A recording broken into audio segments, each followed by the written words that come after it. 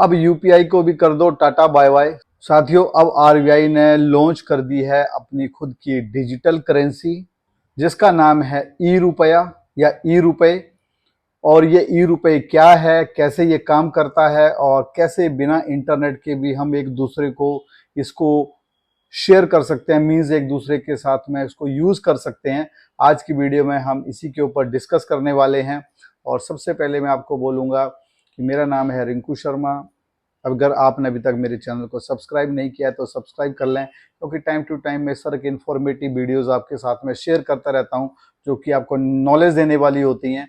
और इस साथ ही साथ में मैं कुछ आपके साथ अर्निंग के भी प्लेटफॉर्म्स बताता रहता हूं, जहां से कि आप अर्निंग भी कर सकते हैं। तो चलिए शुरू करते हैं आज की इस पूरी की पूरी स्टडी को, जहां पर आज हम बात करने वाले हैं कि ई रुपए क्या होता है और कैसे ये बिना इंटरनेट के काम। तो 2022 में गवर्नमेंट ने इस पायलट प्रोजेक्ट को जो है शुरू किया था और मोस्ट प्रोबेबली अब ये प्रोजेक्ट लाइव हो गया है। और अब जो आरबीआई का नेक्स्ट है वो टारगेट यही है कि वो इस प्रोजेक्ट को all over the India roll out करना चाहती है, जिसके लिए अभी उन्होंने 15 बैंकों के साथ में टाई अप भी कर लिया है। ठीक है, सबसे बड़ा जो फायदा होगा यहाँ पर, वो भी मैं यहाँ पर इस वीडियो में आपसे शेयर करने वाला हूँ। लेकिन सबसे पहले बात करते हैं कि जो सबके माइंड में कंफ्यूजन होगा, कंफ्यूजन क्या है, क्योंकि अभी ये आ गया है तो क्वेश्चंस बहुत सारे होंगे। तो पहला क्वेश्चन तो यही आता है कि अगर मैं ई मनी यूज कर रहा हूं और मैं किसी सामने वाले बंदे को पेमेंट करता हूं, तो कैसे उसको पता चलेगा अगर वो ई मनी यूज नहीं करता है तो उसको पेमेंट पहुंची नहीं पहुंची।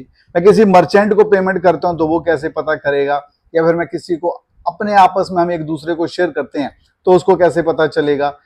एक तो आज हम थोड़ा सा इसको समझते हैं। और साथ ही साथ में यहाँ पर आरबीआई ने जो सबसे बेहतरीन है वो इसको टच देने की कोशिश की है, वो वाला जहां पर आपको रियल मनी का फीलिंग आए। तो ई मनी में क्या है, जैसे मान लो आपने किसी को 250 रुपए देने हैं फॉर एग्जाम्पल, तो वहां पर 100 के दो नोट है, एक 50 का नोट है, आपने 100 के नोट के ऊपर स्वाइप अप किया, दूसरी बार 100 के नोट पर स्वाइप अप किया, तीसरी बार आपने 50 के नोट पर स्वाइप अप किया, तो वो जो करेंसी थी वो उसको 250 रुपए चले गए। ठीक है, तो थोड़ा सा रियल वाला फीलिंग भी आता है।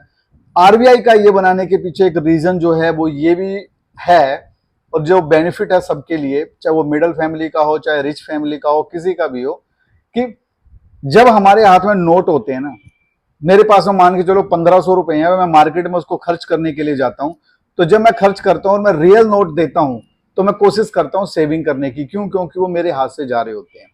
लेकिन यूपीआई के अंदर जो सबसे बड़ा नेगेटिव पॉइंट है, आप भी उसको एक्सेप्ट करेंगे, अगर मैं गलत बोल रहा हूं तो कमेंट बॉक्स में लिखना। अगर आप सही मानते हैं इस चीज को जो मैं बता रहा हूं तभी आप कमेंट बॉक्स में लिखना आप क्या सोचते हैं। अगर मैं यूपीआई यूज कर रहा हूं, मुझे किसी ने बोला 580 रुपए डालने, मैं तो 580 लिखता हूं, नंबर डाल देता हूं।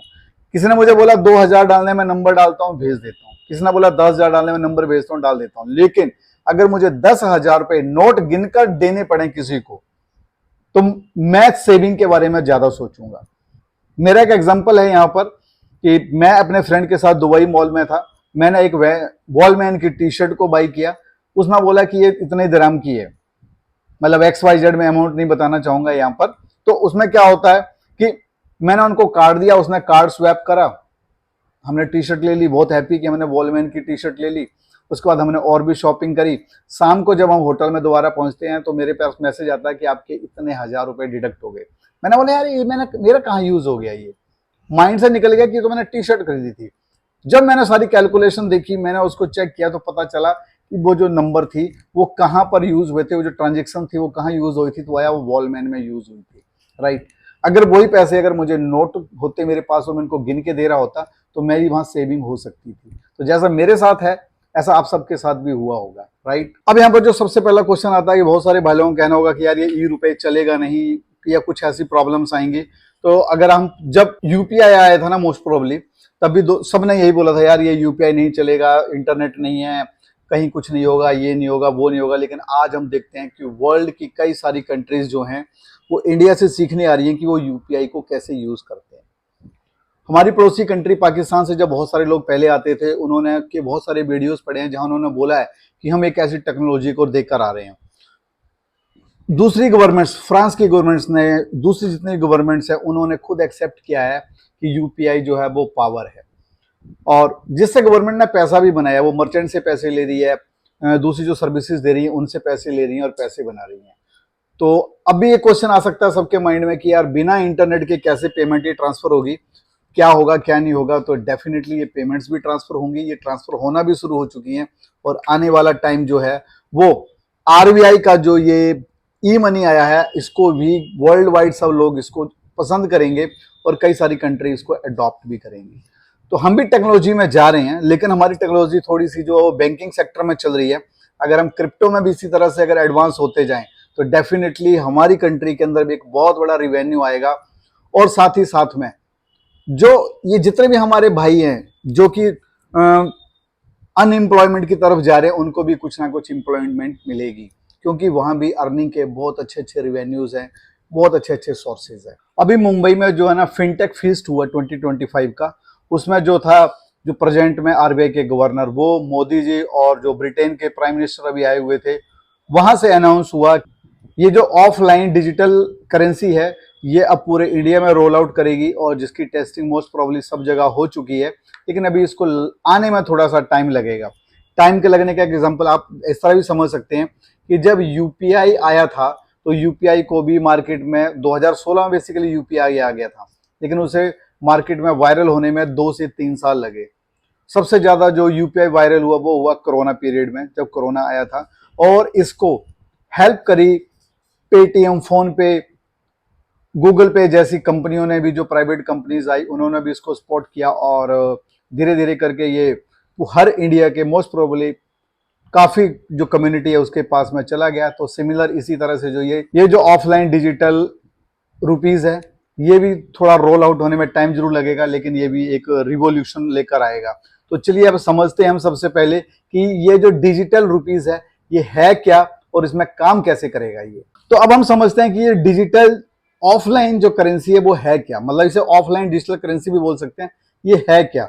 ये बिल्कुल उसी तरह से जिस तरह से हमारा बिटकॉइन, इथेरियम, यूएसडीटी और एक्सआरपी जैसी जितनी हमारी दूसरी करेंसीज हैं, होता क्या है कि वो सारी की सारी जो है प्राइवेट करेंसीज हैं वो भी डिजिटल और ये भी डिजिटल है, और वहां पर जो है कि कोई सी ने भी उनको अथोराइज नहीं किया होता है। कुछ कंट्री ने उसको डेफिनेटली अथोराइज भी किया है, लेकिन आरबीआई जो लेकर आ रही है ऑफलाइन वो 100% अथोराइज होगी आरबीआई से।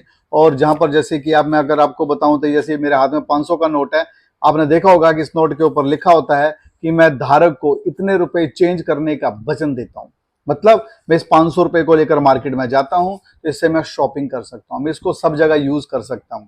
ठीक, अभी हमारी कंट्री के अंदर क्रिप्टो को लेकर ऐसा नहीं बोला गया कि मैं धारक को वचन देता हूं कि मैं इसकी वैल्यू जो है उसको यूज करने की मार्केट में परमिशन देता हूं।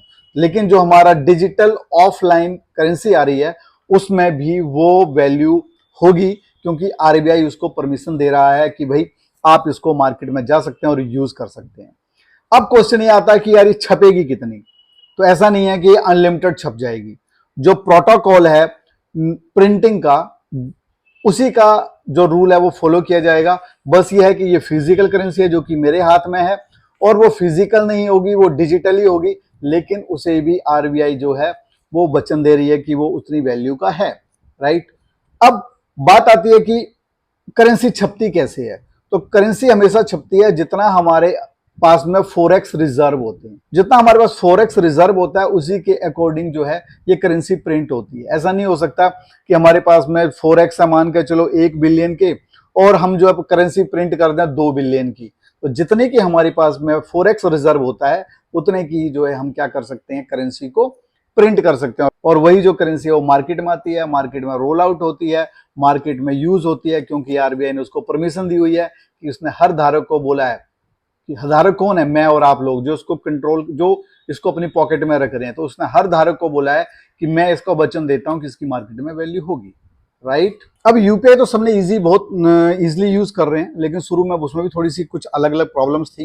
जैसे आपको पता होगा पहले सब जो थे हमारे अलग अलग यूजेस होते थे एप्लीकेशंस के, फिर बाद में जो उन सबको मर्ज किया गया, इंटीग्रेट किया गया।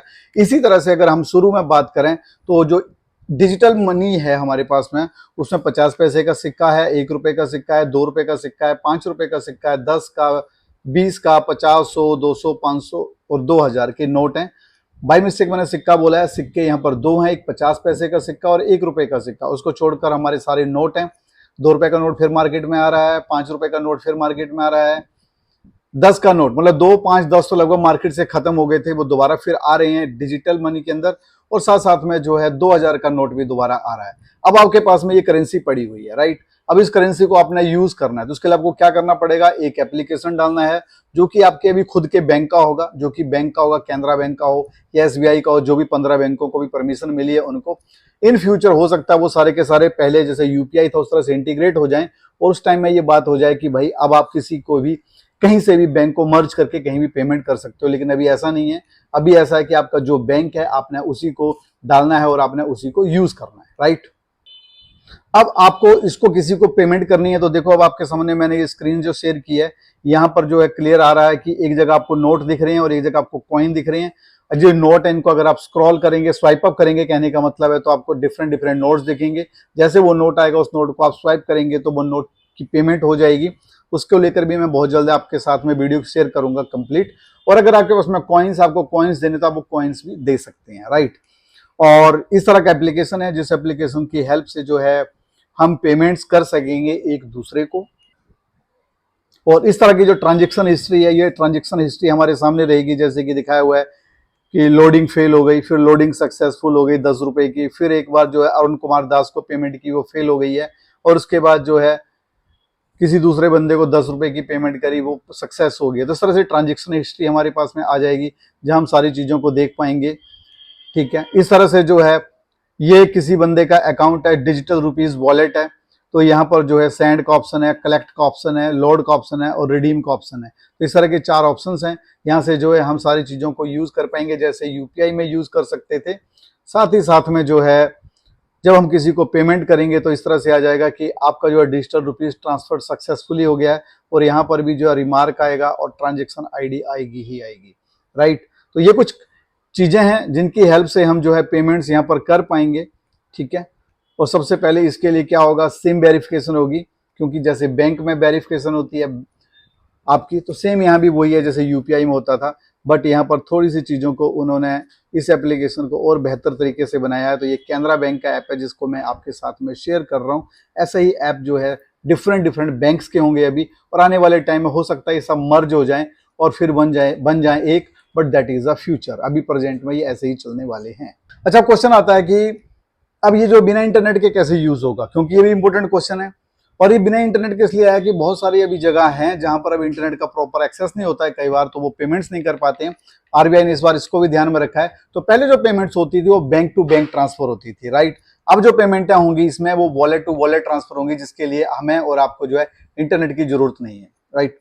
तो मैं डिस्क्रिप्शन में डाल दूंगा कि वो 15 बैंक कौन से हैं, उनके नाम कौन कौन से हैं जिनको की परमिशन मिली है अभी, और बाद में आने वाले टाइम में और भी बहुत सारे बैंक्स आ जाएंगे। लेकिन अभी जो 15 बैंक है उनके नाम क्या है उसकी मैं डिस्क्रिप्शन में आपको नाम बता दूंगा, आप वहां पर से उनको चेक कर सकते हैं। अगर आपका बैंक में उसमें अकाउंट है तो आप भी अपना इसके लिए अप्लाई कर सकते हैं ऑफलाइन डिजिटल करेंसी के लिए।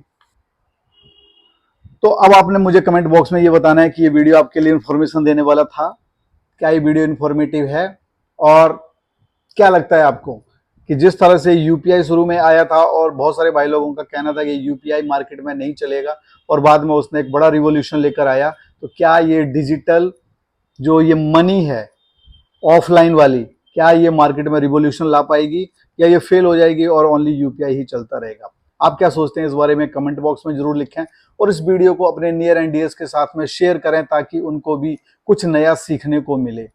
इस वीडियो में मेरा ऐसा कोई ऑप्शन नहीं है कि भाई मैं आपके अपनी किसी चीज की एडवर्टीजमेंट कर रहा हूं, बट मैंने प्रॉपर वीडियो जो है एक एजुकेशनल वीडियो बनाया है, जहां पर आने वाले टाइम में जो हमारा बैंकिंग सेक्टर है उसके आप कैसे बेनिफिट्स ले सकते हैं। तो इसकी जो भी 4-5 सीरीज में वीडियोज होंगे मैं सारे के सारे आपके साथ में शेयर कर दूंगा। इसके लिए आपको क्या करना है, चैनल को सब्सक्राइब कर लेना है, बेल आइकन को दबा लेना है। तो चलिए मिलते हैं नेक्स्ट वीडियो में। Love you guys, love you.